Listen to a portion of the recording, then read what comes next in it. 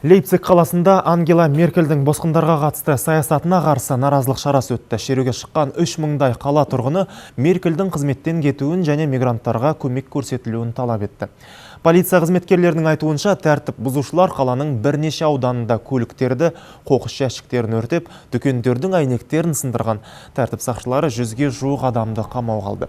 Естеріңізге сала кетейін, жаңа жылдық түнде Кельн қаласының полициясына мигранттар тарапынан жергілікті әйелдерге көрсетілген зорлық-зомбылыққа байланысты 100-деген арыз келіп түскен еді.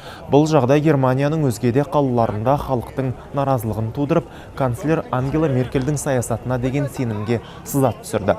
Ал Меркель болса бұл мәселені шешудің шекараны жауып, босқындарды қуумен шектелмейтінін айтуда.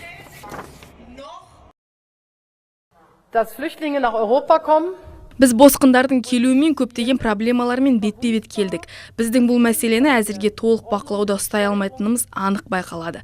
Адамдардың туған жерін тастап, Еуропаға ағылуына себеп болған жағдайларды реттеу қажет. Сонда ғана мигранттар саны азаяды.